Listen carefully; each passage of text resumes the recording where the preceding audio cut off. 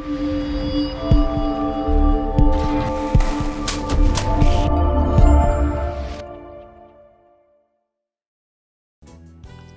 a good guy. You're humble, right? I've known you for a while. You're pretty chill. Everybody can testify to that, right? You're a chill guy. It's a pleasure knowing you. But has there been at any point in time where you found out that somebody, even as easygoing as you are, envied you and was jealous of you, and you did not like it?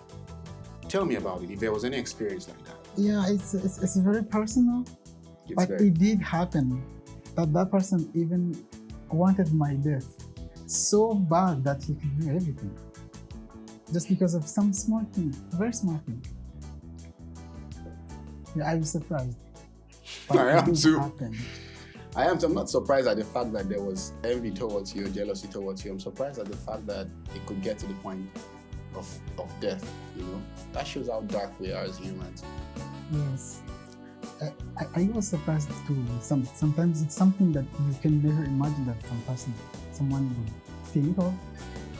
But I was like, wow, how can this be possible? Did you ever feel at some point like maybe it was my fault?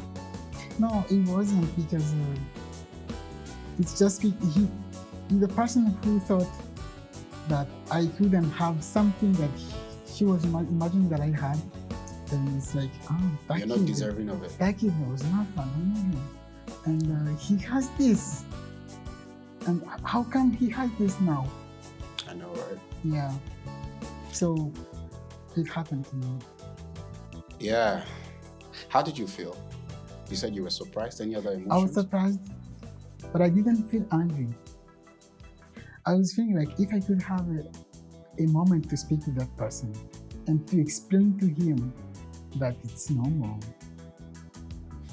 it would be possible. But I unfortunately I couldn't have that opportunity to talk to that person. But I didn't feel angry because I knew it's a normal in life. It's normal. Yeah. But it shouldn't be like that. But it happens. That's something that is quite. It's a fact that I personally have to learn a little bit more. You know, and I'm just being real with you. This is Candid Conversation, right? I used to, because, you know, like you said, with regards to envy and jealousy, right? Saying that you knew who you were and you were confident in who you were and you wished everyone to do well. You know what I mean? And yes, sometimes, you know, so I had such confidence as well, personally, but I'll say that I also expected that everyone was like that. It was a huge mistake on my life. Man, it was just so wrong. And even when I saw that a couple of people were like that, I was a little naive. You know what I mean? But now I know better. I didn't guard myself. You know? I was hoping that if I was able to reduce my intensity, I'll make everybody else feel comfortable. You know what I mean? Which is a wrong thing to do. And this is going out to everyone watching. You can never shrink enough to satisfy anybody who's jealous. You do it. You just have to disappear. That's all you have to do. If you really want them to feel comfortable, you just need to stop existing. No matter how low you shrink, no matter how small you try to shrink yourself, they will never be satisfied. What do you say about that?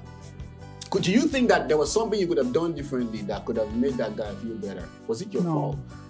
It was not my fault. I at some point I thought it was. It's just because some people think success of other people make them low. It's like you have 1 million and you are the boss. Someone who's going to have 20 million, it's like he's making you weak, low. Mm-hmm. So if you could stay at 10 million and no one has 10 million, you're perfect. So if someone has 100 million, it's not his fault that you have 10 million. You are not at the top anymore. But it's not his fault. You see what I was saying earlier about contentment, about attaching our self-worth to things. And this is very important. You need to release yourself, man. If you're watching this, your success, your achievement, that is not who you are. You deserve to live, and you should be okay with that. Every other thing you do is just an expression of yourself. Every other thing that you own is just an expression of yourself. Every other thing that you desire to own, if God wills it to you, is just an expression of yourself still. It is, those things do not add to you. Those things do not define you. Because then, what that does is, when you go to a place where people have it more than you, you feel low. So you have a low self-esteem. Inferiority complex. When you go to a place where you are the king, the local champion, what do you have? Superiority complex. Oh my God, it's a prison to live like that. It's torture to live like that. We need to go. I have more things to ask you. Should we book another episode? Yes, sure. I have more things to ask you. We need to talk more, but we need to take a quick commercial break. We'll be right back.